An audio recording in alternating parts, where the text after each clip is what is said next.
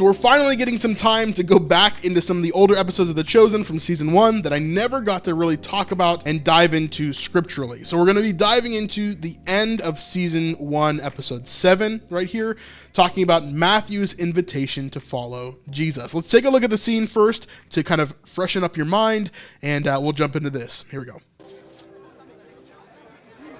You see the Parthian foot races last night? Darius ran like a gazelle. Jews don't go to foot races. Your old friend Simon himself used to run the wagering tables. We're not friends. Next. Okay, fine. So you did not go to the races? You stay home? I went to see my mother. Ugh, that would put me out, too. She asked when you're going to give her grandchildren? She didn't ask. I thought your parents don't speak to you. I had questions I couldn't ask anyone else. The mother of a son with talent like yours should be proud. She's ashamed that I could use the talent that God gave me against God. So first off, let's talk about Matthew himself. So Matthew, we see him here sitting in a tax booth. Of course, we know that he's a tax collector in season 1. Season 2 even gives us a little bit more detail as to, or season 3 rather, gives us a little bit more detail as to where he's coming from and who he is, how he disowned his family, how they disowned him. It was a pretty big deal there, right? So what is the actual history of what a tax collector would have been and who Matthew would have been? Well, in history, we know that tax collectors were volunteers. They were offered up to Rome. They offered themselves up to Rome to be a tax collector. So the reason why so many people hated tax collectors was not just because they were picked by Rome and used in this way, but rather that they gave themselves over to Rome and actually made a bid for that exact position. So they would go to the offices of Rome and be like, hey, I can be the best tax collector and I can get the most amount of money and you guys will want me there. And then they would hire them for this specific spot, right? They're not getting like a yearly salary from Rome like any other job. What is actually happening is if you owe Rome $500, then they would actually take $600. $800, $1,000 instead of the $500. They would give Rome their $500 and then they would pocket the rest of it so that they would extort their local communities. Now, obviously, a tax collector is living in these communities that he's tax collecting for, and that makes it a really big deal because all of them would be basically being extorted by this one member in society that everybody would have hated. So much so, they kind of juxtapose Pharisees and tax collectors. Jesus does this a lot in different parables or talking about them. He talks about how the Pharisees are so good and then the tax collectors are so bad. And that's like an example of how the society would have been built up during that time, if that makes sense. So now we see Matthew here as a tax collector. Everybody hates him, but they have to interact with him in order to pay taxes to Rome. It's a mandatory thing. If you didn't do this, you're probably looking at a real severe punishment, if not death, definitely imprisonment, other things like that. But we're seeing as Matthew is here in this position, everybody hates him. But let's watch what happens next. If you're liking this video so far and you want to continue to see us making videos like this, then we could really use your help on patreon.com. This is the best way to help support us with $5, $10, $25, or even $50 a month if you really want to. But honestly, this is what keeps us going because sometimes YouTube, well, just doesn't show our videos to people or it kind of is blocked in the algorithm for whatever reason. So we could really use your help if you want to support us right here on The Snipe Life. Next. You're good at something. You found a way to make a living doing it. It's that simple. Must be nice to live in a world so simply ordered. We live in the same world, Matthew. Next. Besides, what else are you going to do with a mind like yours?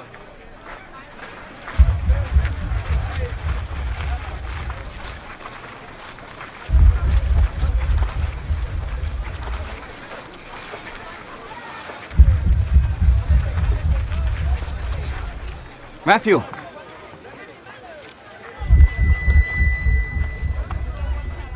Matthew, son of Alphaeus.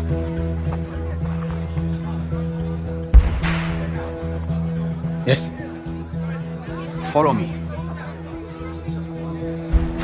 Me? And of course, I'll take off the music here so that we don't get copyrighted. But as we see here, we see as Simon goes and talks to Jesus, he says, do you even know who he is? And he's talking about Matthew, obviously. Simon, as we know throughout the first 2 seasons, really does not like Matthew. And there's a reason for that, because he was his tax collector, and he was James and John's tax collector as well. So this is a very, hard rivalry that we're seeing here between these two people.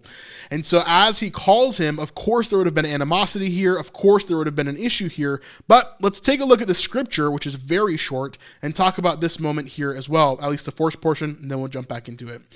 As Jesus was walking along, he saw a man named Matthew sitting at a tax collector's booth. And if you want to know, this is in Matthew chapter 9. "Follow me and be my disciple," Jesus said to him. So Matthew got up and followed him. Later, Matthew invited Jesus and his disciples to his home as dinner guests, along with many tax collectors and other disreputable sinners. But when the Pharisees saw this, they asked his disciples, "Why does your teacher eat with such scum?" Now, we don't get that portion until the beginning of episode 8 of The Chosen, but we do see the invitation at the very end of this section right here. Finally, we get this moment here with Matthew. Thinking. You can put it back. No, keep it. You may yet find use for it. Where are we going? A dinner party. I'm not welcome at dinner parties. Well, that's not going to be a problem tonight. You're the host. And he is the host, of course. As we see in the scriptures, Matthew invites them over for dinner. In this version, Jesus invites. In the other version of this, in Luke chapter 5, I think it is, it might be, let me see if I can find it real fast. Yeah. So let's see. Luke chapter 5, verse 27 is where this other one is. And later, Levi held a banquet at his home. So it's interesting. The Chosen actually got that wrong on this section, where Jesus actually is the one that forces him basically to have a dinner. But in actuality, in Luke chapter 5 and in Matthew chapter 9, both of them say that Matthew invited Jesus and the disciples and all the Pharisees, or not the Pharisees, but the tax collectors and disreputable sinners to his house to eat, to kind of celebrate him following Jesus. So that's kind of interesting. Didn't know that they got that wrong. I didn't catch that before. So quite interesting. But I do love this moment with Matthew. It brings me to a place of like, why does God choose us to do what we're doing, right? Why does God kind of bring us to a specific place to use us in specific ways? I think a lot of us second guess, like, should I be here right now? Should I be doing this thing? Should I have this job? Should I be doing this specific thing at this specific moment? And yet there are some times when you just know that God is calling you out to something different, even if you're uncomfortable with it, even if you're not sure about it. That's what happened with this YouTube channel, right? A year ago, I went full-time on this YouTube channel because I knew that God wanted me to leap out and to do something here. And he's been so good throughout all of it. So for me, I felt that calling. Even though I was uncomfortable, even though I wasn't sure, even though it could have all gone wrong, I trusted him in that moment. And I'm sure that you've had similar moments, right?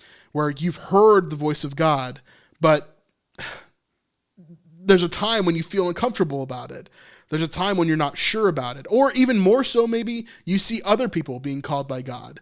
You hear other people as maybe an enemy of yours or someone that you dislike is being called into doing something for God. And you really are not up for it at that moment. You really are against what you feel like is something that's not from God, but they know that it is. Imagine being Simon in this moment, right?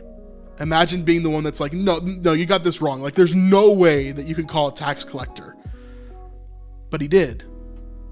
So who are we to judge, who God can pick? Who are we to say what vessels he can fill up with good things or destroy? Who are we to, call God shots?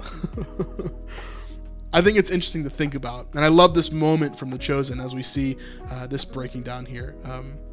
Obviously, Matthew continues to grow and grow and grow throughout the rest of the season and into the other 2 seasons that we've seen so far. Can't wait to see where he's at later on as we see more of him in The Chosen for sure. But really, really cool section of scripture here. That they kind of juxtapose